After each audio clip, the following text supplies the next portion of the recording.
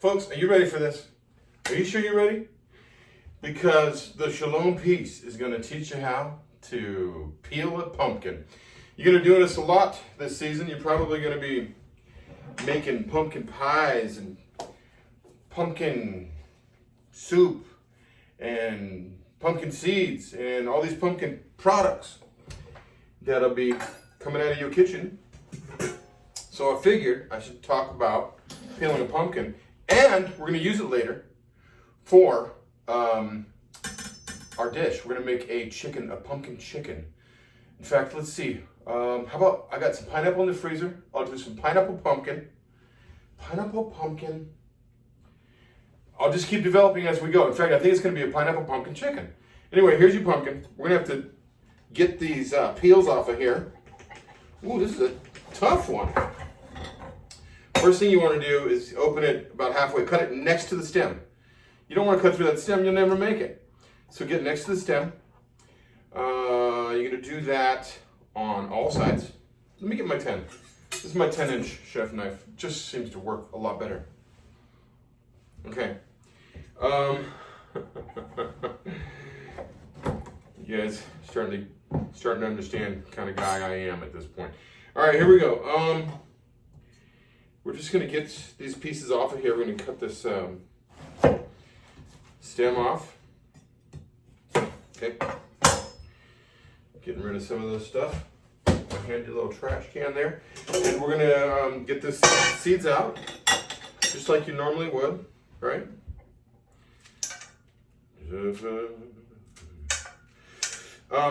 Yeah, the thing about getting the skin off of the pumpkin, it's really important because this skin right here, when you cook it, it turns soapy when you cook it, so it'll ruin the whole dish. It's terrible. I've done it. I'm telling you. I was working. Let's see. I did a volunteer thing for like a Thanksgiving or some holiday thing. Just, I wasn't even working really as a cook back then. This was years and years and years ago. And I ended up cooking what I thought was going to be a great, pumpkin soup, right? And I boiled it with all the skins on it and everything, and it absolutely ruined the soup. I had to scratch the whole thing. I threw it out. Because that's what you do, you throw it out. I mean, look, if you're going to do something, try to do the best you can, right? And don't present a dish that you don't like. That's why you see these chefs get so upset and then they throw their whole meal in the trash can because they will not present something they don't love. This is important. This is people. People are important. People are the most important thing in the world. So, like that song goes, how's it go? How's that song? People needing people. People who need people. They're the luckiest people in the world. That's it. That's how it goes. Uh-oh. Now you guys heard me sing. It's over now. Just kidding. Please don't subscribe. Even though you heard me sing, please subscribe. I promise I won't sing too much. Unless you absolutely make me. All right. So anyway, we got the insides out here. Now we're going to get a peeler.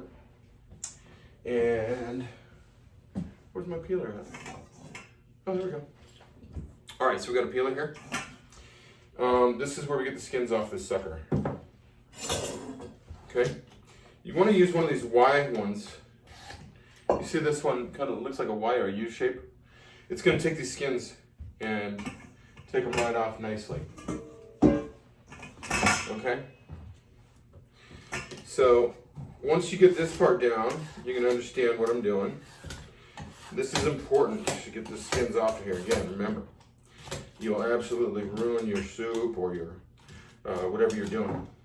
Okay? So you're probably better at all this than me anyway. So I'm just going to fast forward, and then we'll get to chopping the pumpkin after we get this skin. Because it takes time, It takes time to put your love into something. All right. Okay, guys, here we go. I've got the pumpkin that I said it was in the freezer. Got that. And I got the pumpkins chopped up to, probably a little bit larger than a dice. If you held it up. And sorry about that. Got some storage down there. I'm so happy with my new table. I got storage, everything going on here. I really love it. But I got to figure out exactly where my feet go underneath it too sometimes. So anyway, stick with me. So I got the pumpkin, I got the pineapple, or the other way around. Got the pumpkin, I got the pineapple. And I'm going to season these. They need a lot of stuff. Let's do probably what's natural for pumpkin spices. Actually, let's put this all together. Boom. Okay, pumpkin, pineapple. We're going to get into nutmeg again. I told you you'd be using a lot of nutmeg this time of year. All the parties and indoor stuff. It's got a lot of squash and things. And you're gonna want to use these things. I'm going to use a little bit of cinnamon. Pumpkin, pineapple. A little bit of cinnamon. I'm going to throw a clove or two in there just to give it that aromatic. Nothing too much. Pumpkin can absorb a lot of flavor. It's really very neutral. Okay, all of that, and I'm going to use what I think is going to be the secret weapon on this one is organic vanilla. Okay, extract. You don't need a lot of vanilla in this stuff. I did probably a teaspoon. You'll notice I don't measure a lot. So forgive me if you guys are looking for exact measurements on everything. I don't do it. I'm a cook by taste guy. It's just the way I'm built. This is going to need sugar. So we have I think this is a turbinado. Really nice sugar, large grain. We're going to need a lot of sugar for this to be nice and tasty. What do you think that was? A couple tablespoons? Probably. I'm going to do a little bit more just to make sure nice candied, nice candied pumpkin pineapple. Pineapple has some sugars in it, but this particular pineapple, I tasted a little bit, and it didn't seem real sweet. So, in fact, remind myself of that. I'm going to do that a little more. You got to taste your food. You got to know where you're at in flavors. Let's do some herb. We need to get some herb in there. What is this? Majoram. What do they call it? Majoram? I think it's called majoram. Because remember the J is supposedly kind of like a Y in some languages, right? Majoram. But, most of us pronounce it majoram. Majoram because of the J. Anyway, majoram. I'm going to do 3 large. Actually, you know what? This is pretty light flavored spice, so it kind of brings a tea kind of flavor, like a nice tea, a steeped tea, a drink, right? So it brings that to the table. And remember, we're going to have some salt in here. The salt is really going to accentuate this. The sugars should make that pop. All right. Now, we're going to set this aside for a second because what are we doing? We're making pineapple pumpkin chicken. So I got that prepped up for you. And I got 2 dishes here because what am I doing right now? Today is, it's going to be Shabbat this evening, so I'm trying to get this all going before that happens. And because we want to get done with all of our labor before twilight. Well, evening, right? So we want to make sure everything's finished by then. So let's do this. So you noticed that I just touched the chicken, didn't you?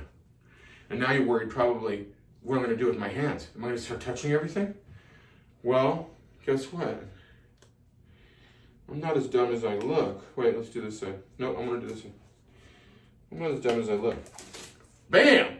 Double lined. The reason I do that is because in the kitchen, you're touching things that are hot, and when you double line these gloves, you can almost pick up a pan that's searing hot, and you'll know it before it sears you that it's hot, and you can put it down. Otherwise, you'll get burned right away. But anyway, this is a real safety. Oh, I just did that with the other glove now. Watch this. Hey, I'm cleaning again. That's the way you do it. I've been through this merry-go-round before, you know, with cleanliness. So here we go.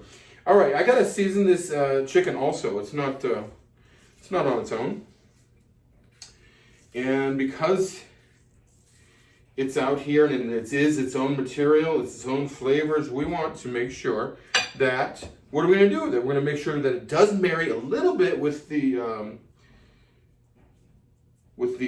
this fruit and pumpkin that we got, the pineapple and pumpkin that we got going on it. Let's throw some pepper on there. Okay, remember, use your grinder. Just going with this as we can here. How about let's throw some lemon on here. That sounds like the right move. Okay, always keep your press ready. Always got to keep your press ready. It's just one of those things.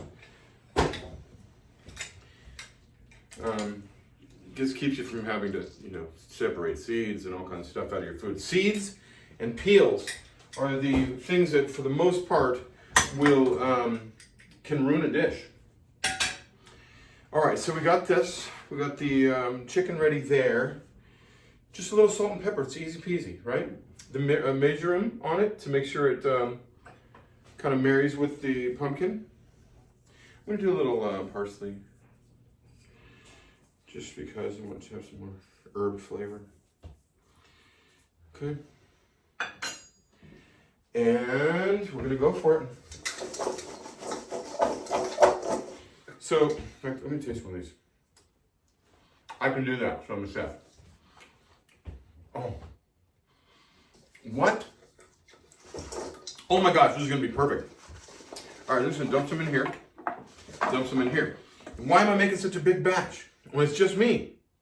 Well, the Shabbat, I don't want to do any cooking tomorrow either. So I want to eat tonight, and I want to eat tomorrow. And this stuff will be left over. And I'll have a nice dish tomorrow all day. It'll be like a celebration every time it's Shabbat. That's what Shabbat should be. Shabbat Shalom. Anyway, yeah, get your pumpkins in here. I should have ended the video right on that, but that's okay. So, anyway, I just want you to see just how nice pumpkin and chicken and pineapple can be together. You got that? Hey. All right, shalom. And we'll see you guys on the other side. I'm going to bake this. I think I'll probably bake this at about 375, close to an hour. The pumpkin was really not ripe. It was still pretty green. I mean, if you know what I mean. It was kind of solid, you know. So I think it's going to take a little longer for the pumpkin to cook. So, and I don't mind cooking as long as you have a lot of liquids and moisture inside the chicken baking. It won't dry out this chicken. So, all right, shalom. Love you guys.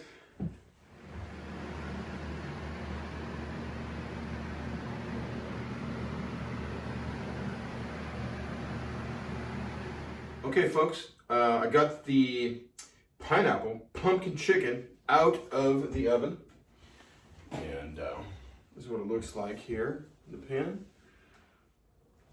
Good thing I got these double-lined gloves on, or else I would have felt that heat. I mean, I really just pulled them out. So what we got is I'm going to use, it's one of my favorite plates. I've had these for a long time, probably, I don't know, 2010? Something like that. Also, I'm going to go for it because I have the gloves on. And I think that, you know what, I'm going to give it a bed of the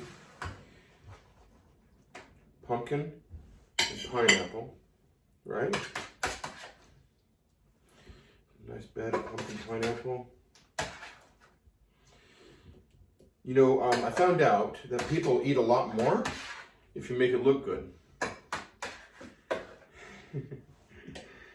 Works out like that, I don't know. All right. So anyway, I'm a big guy, so, you know, I eat a lot of food. I probably need a little more activity in my life. But, you know, come on, I can't complain about everything. And so then we're going to get our chicken here. Looking at this plate, what else can we do with that? We'll grab another one of these. I'm gonna go with 3. Like I said, I'm a big guy. Come on. Hey, oh. Yeah, I'm gonna go 3. Boom, like that. I think we need a couple more. Just for a garnish. Bada bing, kind of a garnish. Not really a garnish. We're just letting it go on this one. This is my kind of eating right here. Okay? I go big or I go home. Oh wait, I'm home. And so are you. Thank you. And here's our dish. I'll send you also a close-up photo when we're done. Come on over. We got plenty to eat. Let's go. Shalom. Shabbat shalom. Oh, Baruch atah Adonai Eloheinu melech ha'olam. Bara pari shekol haaretz b'divaro. What, by your word? He's created everything in the world by his word. Shabbat shalom.